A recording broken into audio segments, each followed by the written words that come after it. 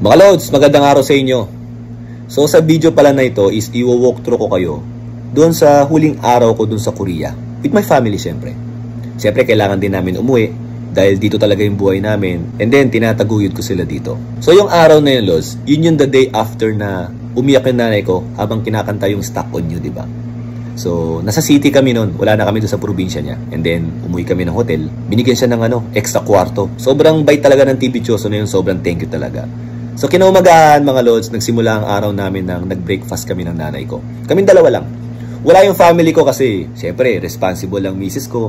Inasikaso niyo muna yung mga anak namin. Hindi ganun kadali, Lods, intindi natin yung mga asawa natin, lalo pag may mga anak tayong maliliit. At magpasalamat tayo sa mga misis natin na inasikaso sila.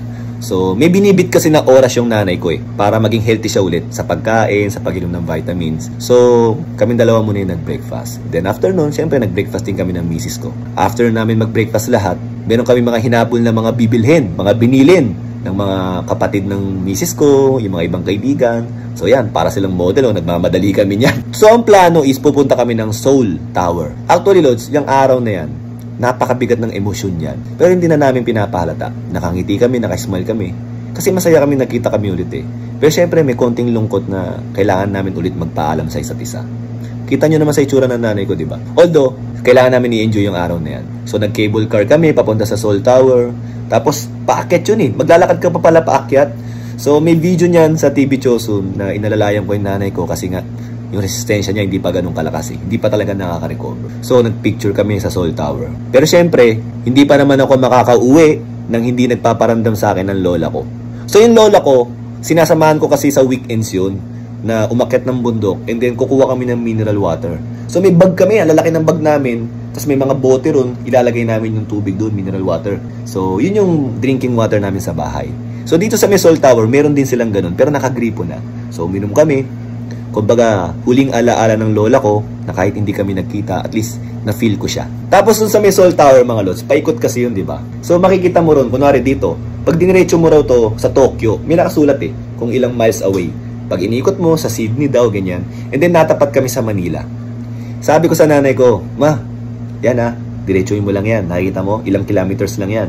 Diretsuhin mo, lakarin mo lang, huwag kang liliko para hindi ka maligaw. At makikita mo, nandun ako. Okay? Nagmamahal sa'yo. So yun.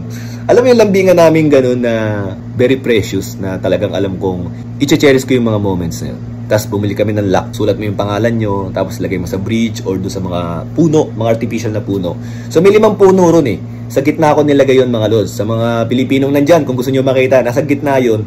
Tapos nilagay ko sa bandang taas. After sa Seoul Tower, dinala kami ng producer doon sa may isang kainan, sa isang curry house na sabi, sikat daw. Ang laki ng serving. Talagang nabusog talaga ako. Tapos dumiretso na kami sa papuntang airport and dumaan muna kami sa mga bilian ng mga laruan, sa mga grocery and shopping center nila ron para magkaroon ng konting pasalubong.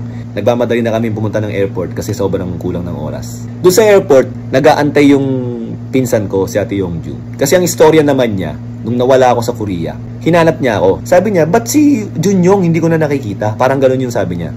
Tapos sabi ng mga tita ko, hindi mo ba alam? Wala na siya. Saan pumunta? Sa Pilipinas. Kailan babalik? Wala, hindi na babalik. Nagulat siya. Kasi nga, di ba, kaming dalawa yung magkalaro. Sobrang nagulat talaga siya and na-shock siya.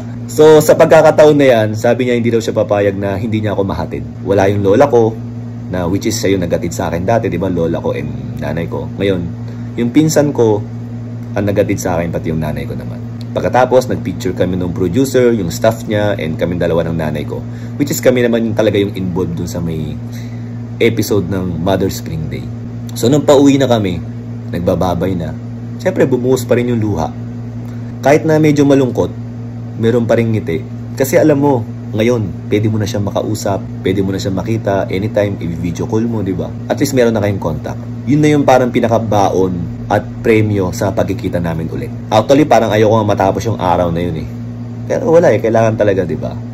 Pero sobrang saya ko na nakita kami ulit. So, doon sa aeroplano, pagsakay ko, bago lumipad yung aeroplano, nag-message muna ako sa kanya. Sobrang nagpapasalamat ako sa nanay ko and sinabi ko rin na mahal ko siya. Pagland namin sa Pilipinas, yung anak kong lalaki, namimiss na kagad yung lola niya. Pero hindi niya alam. Ako, sobrang miss na miss ko na kagad. Alam mo yun, parang sobrang bitin nung pangyayari. Pero wala talagang kailangan mangyari yun. And And then sabi ko nga, pag uwi namin ng bahay, may welcome doon. Nag-welcome sila and happy birthday sa anak kong babae.